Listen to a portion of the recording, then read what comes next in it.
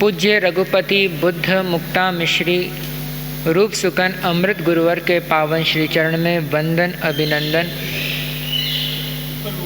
श्रमण संज्ञ यशस्वी आचार्य परंपरा के आत्मानंद देवेंद्र शिव महेंद्र के पावन श्री चरण में वंदन अभिनंदन। उपस्थित धर्मानुरागी बंधुओं, सुश्रावक एवं सुश्राविकाएं, पर्युषण महापर्व का द्वितीय दिवस आज हमारे बीच में उपस्थित हुआ है। अंतकृत दशांग सूत्र का तीसरे वर्ग का 8वां अध्ययन, जिस अध्ययन का नाम गज सुकुमाल है, उस अध्ययन के मूल पाठ का जो भाव है वो आपके बीच में उपस्थित हो रहा है। जैनम बनते उखे वो अठमस्स एवं खलु जम्बो तेनम कालेणम तेनम समयेणम बार वये नैरिये जहाँ पड़ में जाव अर्हा अरिट नेमी सामी समोसड़े तेनम कालेणम तेनम समयेणम अरहो अरिट नेमी स अंतेवासी छ अणगारा भायरो सहो यरा होता सरिसया सरिसतया सरिसव्वया नीलुप्पल गवल गुलिय अयसी कुसुमप्पगासा सिरी वच्छन किय वच्छा कुसुम कुंडल बद्दलया नल कुब्बर समाणा।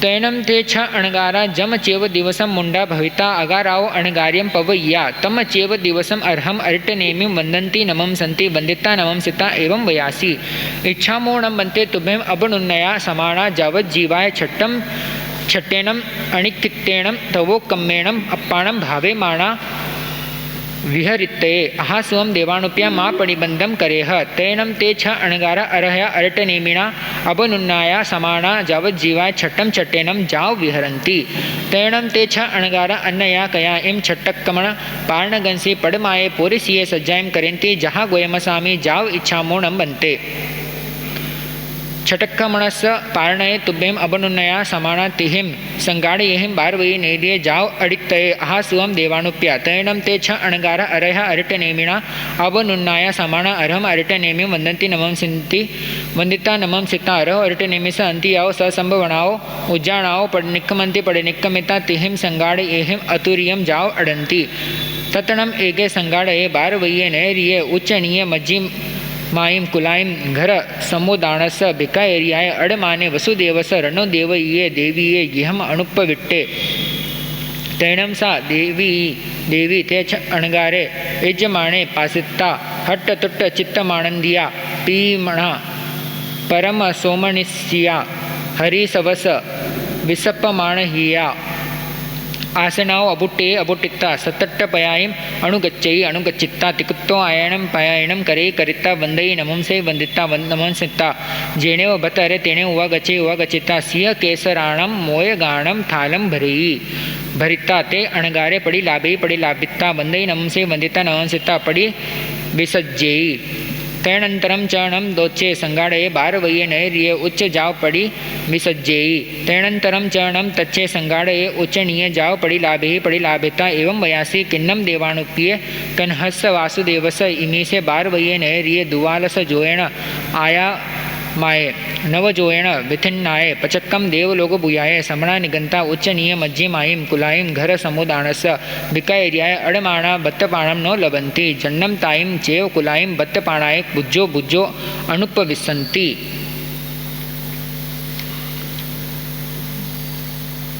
तैणम ते अणगारा देवयम देवीम एवं वयासी नो खलु देवानुप्य कनस वासुदेवस इमे से बारवये नैर्ये जाव देवलोक भूयाय समणा निगंता उच्चनीय जाव अड़माना भत्तपाणम नो लभन्ति नो चेवणम ताईम ताईम कुलाईम दोचंपी तच्चंपी भत्तपाणाय अनुपविशन्ति एवं खलु देवानुप्य अम्हे बद्दिलपुरे नैरे नागस्स गाह वैस पुत्ता सुलसाय भारी आया अत्तया छ भायरो सहो यरा सरिसया जाव नल कुब्बर समाना अरहो अरिट नेमिस अंत्ये धम्मम सोचा निसम संसार भय व्यू विगा भिया जम मरणाओ मुंडा जाव पवैया तैणम अम्हे जम चेव देवसम पवैया तम चेव देवसम अरम अरिट नेमि वंदामो नमम सामो वंदिता नमम सिता इमम एया रुवम अभिगह अभिगिन्हामो इच्छामोणम बनते तुभ्यम अबनुनया समाना जाव अहा सुम देवानुप्या तैणम अमे अरहा या अरिठ नेमिणा अबुनुन्नाया समाना जावज्जीवा छटम छटेनम जाव वेहरामो तम अमे अज छटकमण पारणगंसी पड़माय पोरिसिये जाव अडमाणा तव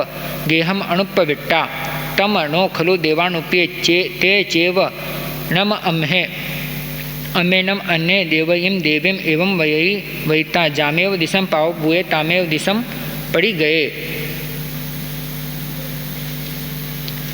तेणम तीसे देवये देवीय अयमेया रूपे अजत्ये जाव समुपन्ने एवं खलु अहम पोलासपुरे नयरे अर्जिमुत्ते नम कुमार समनेणम बालतणे वागरिया तुमम नम देवानुप्ये अट्टपुत्ते पाया इससी सरिसे जाव नल कुब्बर समाणे नो चेव नम बारये वासे अन्नया आओ अमयाओ तरी सये पुत्ते पया संति तम नम इच्छा इमम नम पचक्कमेव दिस्सई बारहे वासे अन्नाओ वि अमयाओ एरी सये जाव पुत्ते पयायाओ तम गच्छामि नम अरहम अरिटनेमिनम वंदामि नम सामी वंदिता नमसिता इमं च नम एया रूपम वागरणम पुच्चिस्सामि तिकट्टु एवं संपेय संपेयिता कोडुंबीय पुरिसे सद्दावे सद्दाबिता एवं वयासी लघुकरण जानपवरम जाओ उट्टवेंती जहा देवानंद जाओ पजवा सही तैणम अर हरिटनेमि देवयीम देवीम एवं वयासी से नूनम तव देवयी इमे छ अणगारे पासिता अयमया रूवे अजत्ये जाओ समुपजित्ता एवं खलो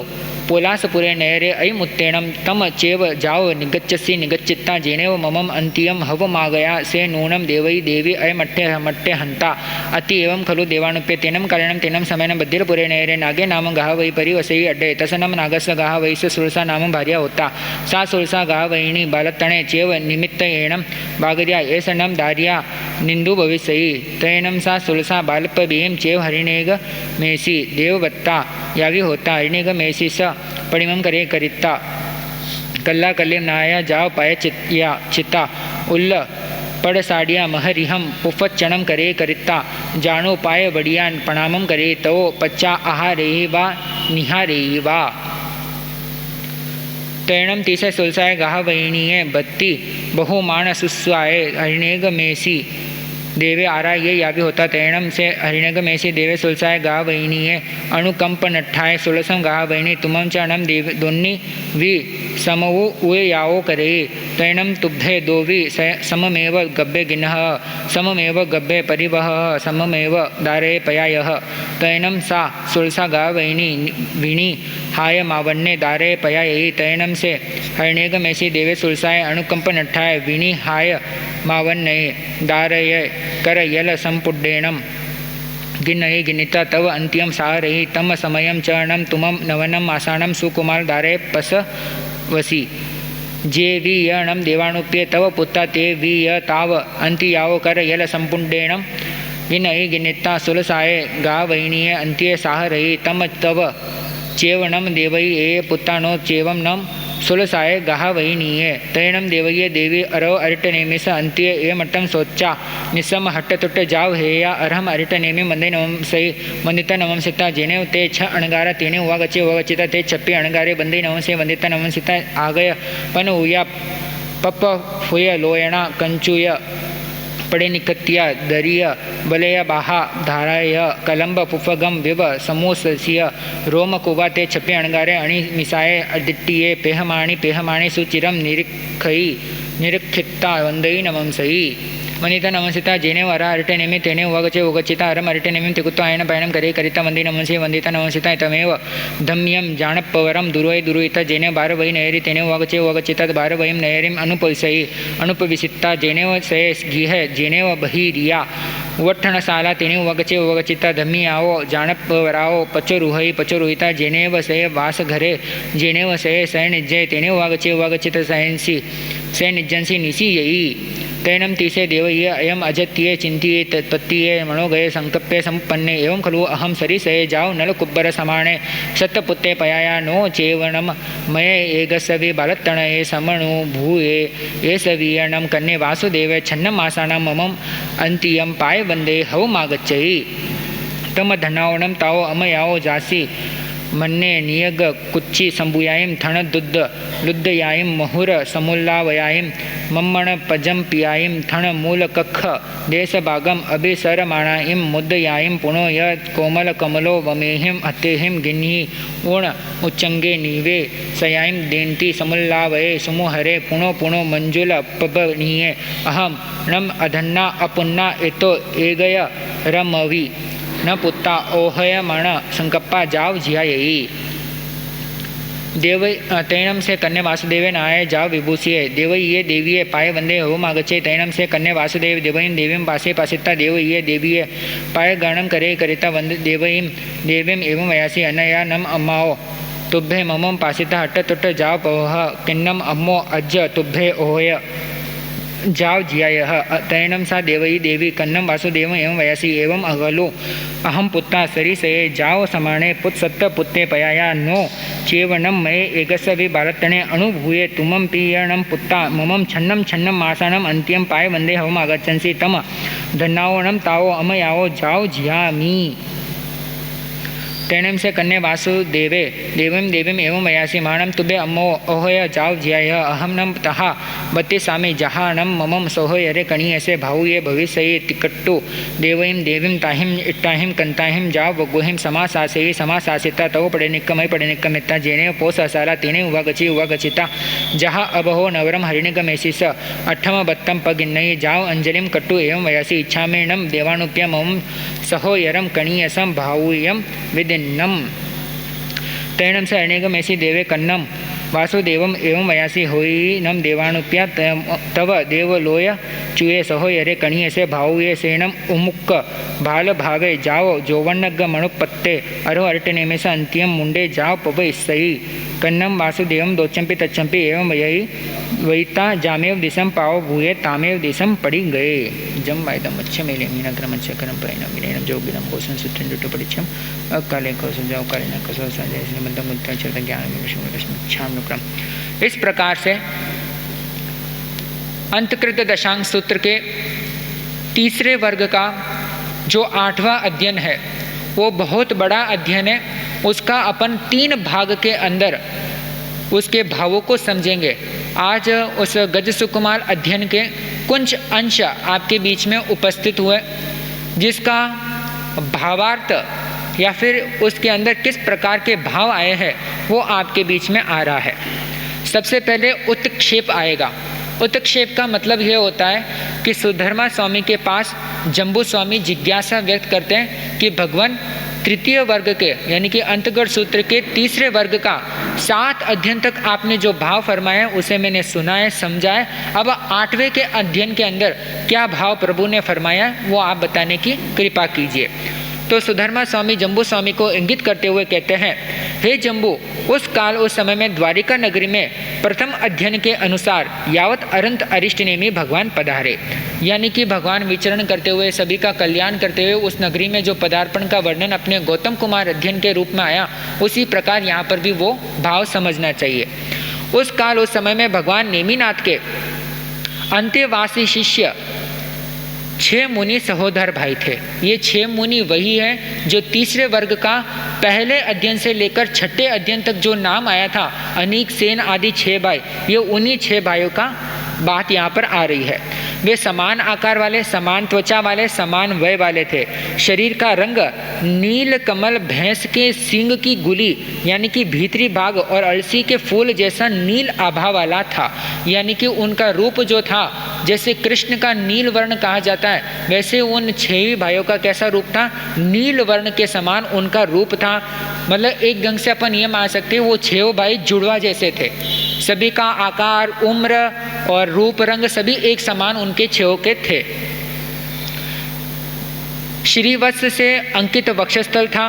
वे कुसुम के समान कोमल एवं कुंडल के समान गुंगराले वाले बालों के थे। वे सभी मुनि नलकूबर समान लगते थे। तब वे 6 मुनि जिस दिन मुंडित होकर आगार से अणगार बने थे, उसी दिन अरिहंत अरिष्टनेमी भगवान को वंदन नमस्कार करते हुए इस प्रकार निवेदन करते हैं, हे भगवान, हम चाहते हैं कि आपकी अनुज्ञा पाकर जीवन पर्यंत बेले बेले की तपस्या द्वारा अपनी आत्मा को भावित करते हुए विचरण करे।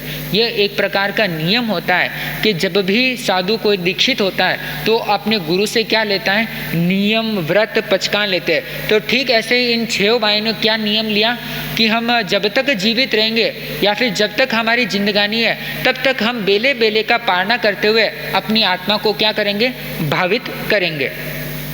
फिर भगवान का एक ही उत्तर है, जैसे तुम्हें साता हो, जैसे तुम्हें सुख महसूस हो, वैसा तुम क्या करो, धर्म की आराधना करो। भगवान से आज्ञा मिलने के बाद में वे 6 मुनि क्या करते हैं, बेले बेले की तपस्या करना प्रारंभ कर देते हैं। तदनंतर उन 6 मुनियों ने अन्यथा कभी बेले के तपस्या के पारने के दिन, यानी कि कभी उनका बेले का पाना आया तो उस दिन उन्होंने पहले प्रहर के अंदर स्वाध्याय किया और गौतम स्वामी के समान इस प्रकार भगवान से निवेदन किया, हे भगवान, हम बेले की तपस्या के पारने में आपकी अनुज्ञा पाकर 2-2 संत के 3 सिंगाटकों के साथ द्वारिका नगरी में भिक्षार्थ भ्रमण करना चाहते हैं। मतलब जो 6 भाई थे, 6 ने नियम लिया था कि हम बेले बेले का पालना करेंगे। उन्होंने भगवान से कहा कि हम 2-2 संत, यानी कि 6 संत हैं, 2-2 का 3 ग्रुप बनाकर हम द्वारिका नगरी में गोचरी हेतु जाना चाहते हैं, आप आज्ञा दीजिए। भगवान उसमें भी क्या कहते हैं, जैसा तुम्हें सुख हो वैसा तुम करो।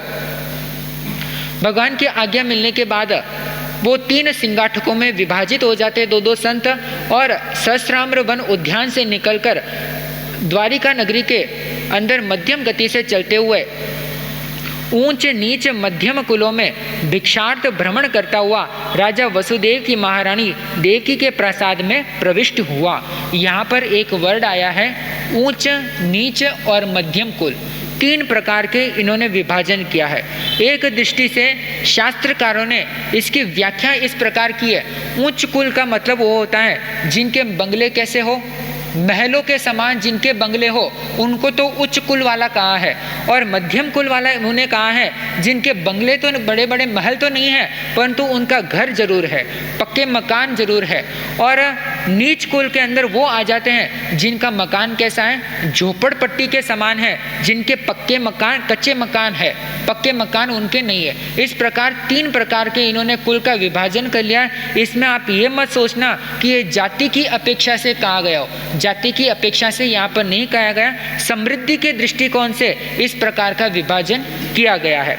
तो उन 3 प्रकार के जो कुल है वहाँ पर वो फरसते हुए कहाँ पर आते हैं, महारानी देवकी के घर में, वसुदेव की पत्नी के घर पर। वो 3 सिंगाटकों में से पहला सिंगाटक वहाँ पर आता है। देवकी रानी उन 2 मुनियों के प्रथम सिंगाड़े को अपने यहाँ आते देखकर हृष्ट तुष्ट चित्त में आनंदित हुई। प्रीतिवश उसका मन परमाह्लाद को प्राप्त हुआ और हर्षवश उसका हृदय अधिक स्पंदन करने लगा। होता है कई बार साधु संत को देखते हैं या फिर अपने घर पर गोचरी हेतु पधारे हुए देखते हैं तो कईयों का हृदय क्या हो जाता है, प्रसन्नता से झूम उठता है। तो ठीक वैसी ही स्थिति किसकी हो रही है, देवकी महारानी को हो रही है कि आज मेरा घर का सौभाग्य है कि मुनियों का पदार्पण आहार के लिए हुआ है। वह देवकी रानी आसन से उठकर 7-8 पग मुनि युगल के सम्मुख गई। कितने पैर गई, 7-8 कदम अपने जिस जगह पर बैठी थी उस जगह से उठकर उन 2 मुनियों के सामने जाती है और जाकर दक्षिण से दक्षिण तक 3 बार उनकी वंदना करती है, नमस्कार करती है। और जहाँ रसोई घर है वहाँ आती है। यहाँ पर एक बात और आई है, दक्षिण से दक्षिण तक की वंदना। आप लोग टिकुतों के पाठ से वंदना करते हो, आप लोगों को एक विधि ध्यान में होनी चाहिए कि जो हम हाथ जोड़कर जो वंदना करते हैं, जहाँ से शुरू होता है वापस वहीं पर आकर क्या है, रुकना चाहिए, न कि हम ऐसे ऐसे हाथ घुमाएं। इसकी एक प्रॉपर विधि होती है वंदना की। अगर हम इस दिशा से शुरू कर रहे हैं तो हमारा हाथ पूर्ण रूप से घूमकर वापस कहाँ आना चाहिए, या वक्षस्थल पर लगना चाहिए। इस प्रकार 3 प्रकार दक्षिण से दक्षिण तक की वंदना होती है। हाथ को घुमाना या फिर प्रदक्षिणा करना कहलाता है। और वो देवकी रानी उन दो मुनियों को जहाँ पर उनका चौका था वहाँ पर लेकर आती हैं और रसोई घर के अंदर सिंह केसर नाम के मोदक से भरा हुआ एक थाल होता है। उन थाल भरकर लड्डू को मुनियों को वो बहराती हैं और बहराने के पश्चात देवकी उन्हें पुनः वंदन नमस्कार करके क्या करती है, उन मुनियों को विदा करती है। यहाँ पर सिंह केसर मोदक का नाम आया है। सिंह केसर मोदक के संबंध में कहा जाता है कि जैसे शेर का जो रंग होता है उस प्रकार का उस लड्डू का रंग होता है, और जो शेर के जो बाल होते हैं, आप लोगों ने वो देखा होगा, एक प्रकार की मिठाई आती है जिसके अंदर पतले पतले धागे रेशे टाइप निकले हुए होते हैं, तो जैसे शेर के बाल होते हैं उस प्रकार का वो मोदक बना हुआ था जिसमें पतले पतले रेशे निकले हुए थे। कहते हैं कि इन लड्डुओं को जिनका उच्च संस्थान संहनन हो वो ही उन लड्डुओं को क्या कर सकता है, पचा पाता है। ऐसे लड्डू है कि इनको प्रिय होते हैं श्री कृष्ण को। ऐसे लड्डू क्या होते हैं, प्रिय होते हैं, क्योंकि वो ही उन पदार्थों को क्या करते हैं, पचा पाते हैं। क्योंकि इन लड्डुओं के अंदर 60 से ज़्यादा पदार्थ क्या करते हैं, मिश्रित करते हैं, फिर उन लड्डुओं का निर्माण होता है। तो पहला सिंगाड़ा वहाँ पर आया, उनको गोचरी बहराई और वो विदा हो गए। प्रथम सिंगाटक के लौट जाने के बाद उन 6 सहोदर साधुओं के 3 सिंगाटकों में से दूसरा सिंगाटक भी सभी जगह उच्च मध्यम नीच कुलों को फरसते हुए वापस वहीं पर आ जाते हैं जहां पर पहला सिंगाड़ा क्या है, गया हुआ था। यानी कि वसुदेव राजा की पत्नी देवकी महारानी के प्रासाद महल में वो आ जाते हैं। देवकी ने जिस प्रकार पहले सिंगाड़े को सिंह केसर के मोदक बहराए थे, ठीक वैसे ही दूसरे सिंगाड़े को भी क्या बहराती है, वो सिंह केसर के मोदक बहराती है और उन मुनियों को विदा कर देती है। फिर दूसरा सिंगाड़ा लौट जाने के बाद में उन 6 मुनियों में से तीसरा सिंगाड़ा जो था वो भी क्या करता है, सभी घरों में फरसते फरसते वो भी उस देवकी महारानी के घर के अंदर पहुंच जाता है। न पहले सिंगाड़े को पता था कि मेरा दूसरा सिंगाड़ा भी आएगा, न दूसरे सिंगाड़े को पता था कि मेरा पहला सिंगाड़ा भी यहाँ पर आया है, और न तीसरे सिंगाड़े को पता था कि मेरे से पहले पहला और दूसरा सिंगाटक भी यहाँ पर आया है। तीनों ही क्या है, अनभिज्ञ है। तो तीसरा सिंगाड़ा हुआ आए हुए जानकर देवकी महारानी क्या होती है, और ज़्यादा प्रसन्नचित होती है कि आज मेरा क्या है, भाग्य खुल गया है कि एक नहीं दो नहीं 3 मुनियों का क्या आ रहा है, सिंगाड़ा मेरे घर के आंगन में आया है। तो तीसरे सिंगाटक को भी सिंह केसर नाम के क्या बहराती है, मोदक बहराती है, और बहराने के बाद में बड़ी ही विनम्र भाव से वो मुनि से निवेदन करते हुए पूछती है, हे देवानुप्रियो, क्या कृष्ण वासुदेव की इस 12 योजन लंबी और 9 योजन चौड़ी यावत प्रत्यक्ष स्वर्ग के समान दिखाई देने वाली द्वारिका नगरी में श्रमण निर्ग्रंथों को ऊंच नीच एवं मध्यम कुलों के गृह समुदायों से भिक्षार्थ भ्रमण करते हुए आहार पानी प्राप्त नहीं हुआ क्या? कितना अच्छा सुंदर उन्होंने प्रश्न पूछा है कि इतना बड़ा द्वारिका नगरी जहाँ पर धार्मिक लोग बसते हैं, क्या 3 मुनि सिंगाटकों को कहीं पर भी गोचरी नहीं मिली जिस कारण आपको क्रमशः यहाँ पर क्या है, पदार्पण होना हुआ?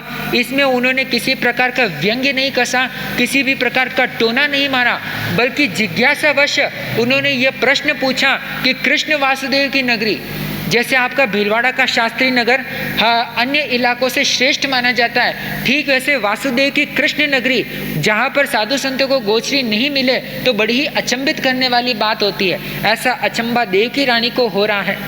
और देवकी रानी के प्रश्न पूछने के बाद उन मुनि द्वारा उत्तर इस प्रकार दिया जाता है, हे देवानुप्रिय, ऐसी बात तो नहीं है कि कृष्ण वासुदेव की प्रत्यक्ष स्वर्ग के समान इस द्वारिका नगरी में श्रमण निर्ग्रंथों को छोटे बड़े मध्यम कुलों में गोचरी या फिर आहार पानी प्राप्त न होता हो, उन्हीं कुलों में दूसरी या तीसरी बार हमें जाना पड़ता हो, ऐसी कोई बात नहीं है। वास्तव में बात इस प्रकार है कि हे देवानुप्रिय, बद्दिलपुर नगर में हम नागगातापति और सुलसा भार्या के आत्मज 6 सहोदर भाई है। यहाँ पर क्या होता है, रहस्य का उद्घाटन होता है। वो उसकी जिज्ञासा को शांत करते हुए कहते हैं कि हम बद्दिलपुर का जो नगर है, नाग जो श्रेष्ठी है और जो सुलसा उनकी पत्नी है, उनके हम आत्मज आत्मज पुत्र को कहा जाता है और आत्मजा लड़की को कहा जाता है। हम क्या है, 6 मुनि सहोदर भाई उनके आत्मज है, यानी कि उनके शरीर से हम उत्पन्न हुए हैं। और हम 6 सहोदर भाई यावत एक समान दिखते हैं, हमारी त्वचा से में हम एक समान, हमारा रंग रूप होने से हम 6 मुनि एक जैसे दिखाई देते हैं। भगवान अरिष्ट नेमि के उपदेश सुनकर हमने संसार को त्याग दिया और अणगार धर्म में हम प्रवर्जित हुए। और भगवान अरिष्ट नेमि की आज्ञा से हमने निरंतर बेले बेले तपस्या के माध्यम से अपने जीवन का हम कल्याण कर रहे हैं। और हमने भगवान की आज्ञा को लेकर आज बेले की पारने के लिए हम 6 मुनियों ने जो 3-3 का सिंगाड़ 2-2 का सिंगाड़ा बनाकर 3 ग्रुप के अंदर हम गोचरी बहरने के लिए निकले हैं। प्रथम प्रहर में हमने स्वाध्याय किया था, फिर वही बात वापस पुनरावृत्ति हो रही है जो भाव पहले आया था। सीधी बात यह है, और उन्होंने अंत में कहा कि पहले जो 2 मुनि सिंगाटक यहाँ पर आए थे वो हम नहीं है। उन्होंने क्या कहा कि जो पहले जो सिंगाड़ा 2 आया था वो हम नहीं है, बल्कि वो हमारे ही भाई है, परंतु वो अलग है। इस प्रकार की बात कहकर मुनियों के लौट जाने के पश्चात देवकी को इस प्रकार का चिंतन उत्पन्न हुआ। देवकी को क्या मिल गया, समाधान मिल गया कि जो पहले जो सिंगाड़ा आया था वो अलग था और ये जो सिंगाड़ा आया है ये भी अलग है, बल्कि ये 6 एक जैसे दिखाई पड़ते हैं।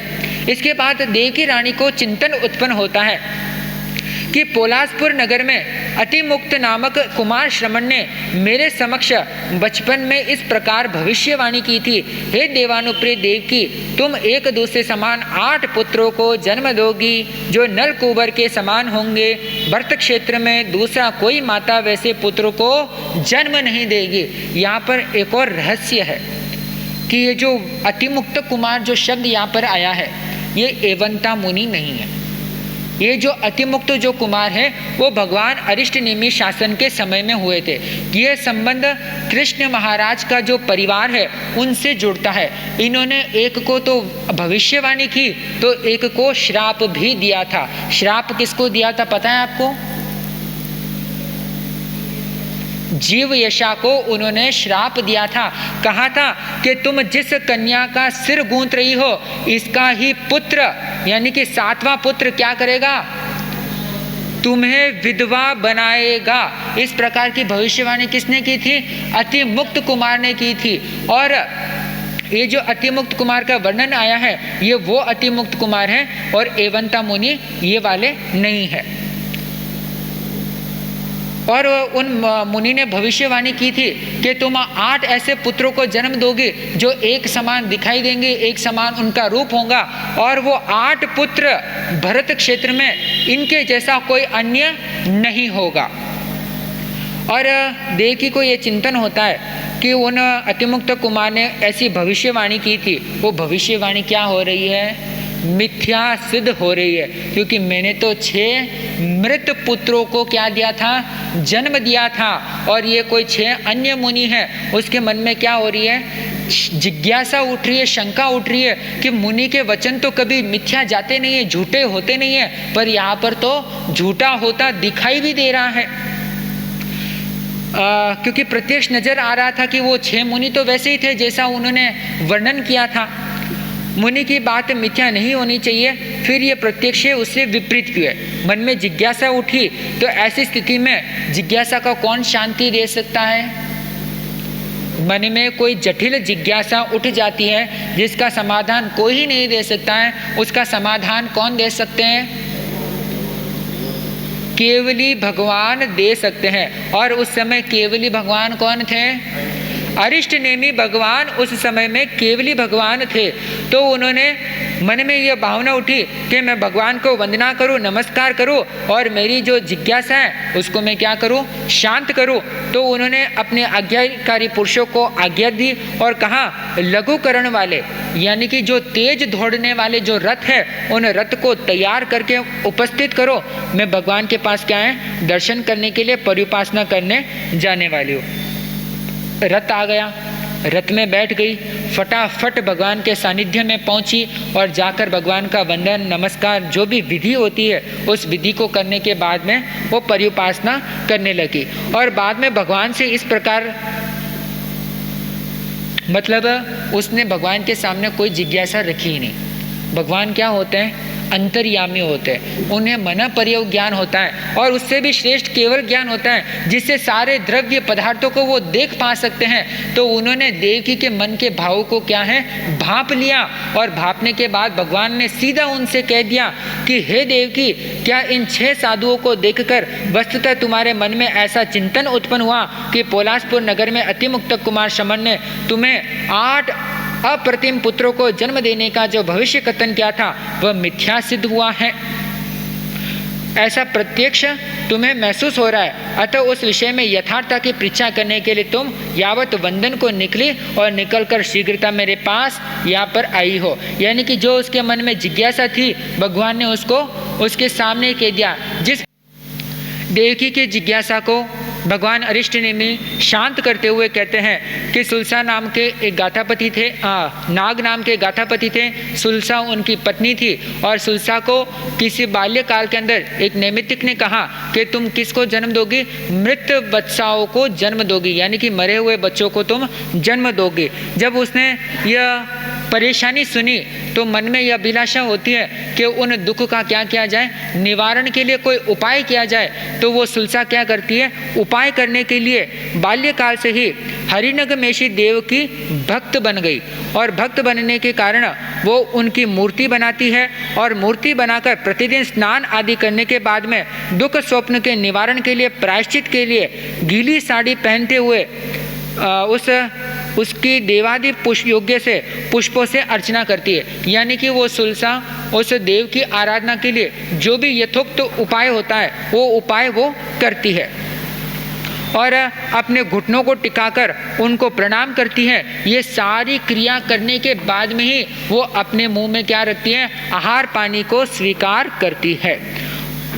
वो सुलसा गाथा पत्नी उस भक्ति से बहुमान सहित की गई शुश्रूषा से हरिनगमेशी देव क्या हो जाते हैं? प्रसन्न हो जाते हैं। प्रसन्न होने के पश्चात हरिनगमेशी देव सुलसा गाथा पत्नी पर अनुकंपना हेतु सुलसा गाथा पत्नी को तथा तुम्हें दोनों को समकाल में ही ऋतुमती बनाता है और तुम दोनों समकाल में ही गर्भ का धारण करती हो और गर्भ के अंदर बालक को वहन करते हुए संतानों को जन्म देती हो। प्रसव काल में वह सुलसा गाथा पत्नी मरे हुए बालकों को जन्म देती, तब हरिनगमेशी देव सुलसा पर दया करते हुए उसके मृत बालकों को दोनों हाथों से लेता है और लाकर तुम्हारे पास क्या है? रख देता है। और इधर उस समय तुम भी 9 मास का काल पूर्ण होने पर सुकुमार बालक को जन्म देती थी। हे देवानुप्रिय, जो तुम ये 6 मुनियों को देख रहे हो वस्तुतः ये किसके संतान है? तुम्हारे ही संतान है। ये तुम्हारे ही गर्भ से जन्म ग्रहण इन्होंने किया है। यह हरिनगमेशी देव की अनुकंपा थी कि उन्होंने इनका ट्रांसफ़र कहाँ पर कर दिया? सुलसा के कोख में कर दिया, यानी कि उसके आंचल में उन्होंने रख दिया। वास्तव में देव की ये तुम्हारे ही पुत्र है, सुलसा गाथा पत्नी के नहीं है। अरिष्टनेमि भगवान से रहस्य जानने के बाद में वो देव की बड़ी संतुष्ट होती हैं। प्रसन्न होने के बाद में भगवान को वंदे नमस्कार करते, जहाँ पर 6 मुनि विराजमान थे वहाँ पर आती है और उन 6 मुनियों को वंदे नमस्कार करके यावत प्रसन्न चित्त वो हो जाती है। उसके बाद में उसके 6 अणगारों को देखने से मन क्या हो जाता है? उसका मातृत्व भाव से उठ जाता है और उसके स्तनों से दूध झरने लगता है। हर्ष से उसकी आंखों से आंसू भर आए, हर्ष से शरीर फूला और फूलने से उसकी कंचुकी की कसी टूट गई, भुजाओं के आभूषण तथा हाथ की चूड़ियाँ क्या हो गई?